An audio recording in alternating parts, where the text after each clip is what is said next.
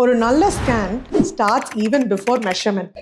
நாங்கள் ஸ்கேனில் பார்க்கறது நீங்கள் எப்போவுமே என்ன நினச்சிட்டு இருக்கீங்க, ஒரு ஸ்கேன் பார்த்தாலே அதில் ஒரு வேல்யூ இருக்கும், நம்பர் இருக்கும், நம்பரை வச்சு தான் டாக்டர் வந்து நல்லா இருக்கா இல்லையான்னு சொல்லுவாங்களா? கண்டிப்பாக கிடையாது.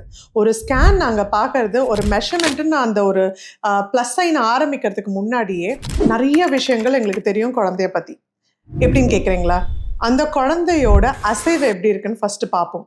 கை கால் உதைக்கிறதா, அது ஆக்டிவாக இருக்கா, அதுதான் ஃபர்ஸ்ட் பாயிண்ட். செகண்ட், குழந்தையோட ஹார்ட் பீட் நல்லா இருக்கா, அந்த கார்டியக் ஹார்ட் ரேட்டோ ரிதமோ அது நம்மளுக்கு பார்க்கும் போதே நம்மளுக்கு தெரியும். மூணாவது, குழந்தையோட பொசிஷன் கரெக்டாக கர்ப்பப்பைக்குள்ளே இருக்கா, அந்த இருக்க வேண்டிய இடத்துல கரெக்டாக பொசிஷன் ஆயிருக்கா, இது எல்லாமே நம்மளுக்கு மெஷர்மெண்ட்டை கையில் வைக்கிறதுக்கு முன்னாடியே தெரிஞ்சிடும். இது ரொம்ப ரொம்ப அவசியம். அதுவும் ஒரு எக்ஸ்பீரியன்ஸ்டு டாக்டருக்கு இதுதான் ரொம்ப முக்கியம்.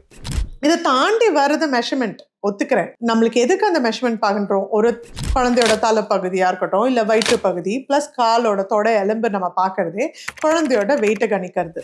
அதை தாண்டி ஒரு டாக்டராக என்ன கேட்டீங்க அப்படின்னா, அந்த ஃபஸ்ட்டு ஒரு ப்ரோபை அம்மா வயிற்றுல வச்சு அந்த குழந்தைய பார்க்கும் போதே நம்மளுக்கு தெரிஞ்சிடும். ஏன்னா நம்ம 15 வருஷமா ஸ்கேன் பார்த்து பார்த்து நம்மளுக்கு அதை மெஷர் பண்ணுறதுக்கு முன்னாடியே சரி, இது நல்லா தான்ப்பா இருக்குது, ஹெல்த்தியாக இருக்குது இந்த குழந்தை அப்படின்னு பார்த்த உடனே தெரிய வாய்ப்பு இருக்குது. ஏன்னா குழந்தையோட அசைவாகட்டும், இல்லை ஹார்ட் பீட், இல்லைனா வந்து அதோட சுற்றி இருக்கிற உமிநீர் லெவல், இது எல்லாம் பார்த்தாலே அந்த பொசிஷனும் நல்லா இருந்தாலே அந்த பேபி ஹெல்த்தியாக இருக்குன்னு எங்களால் சொல்ல முடியும்.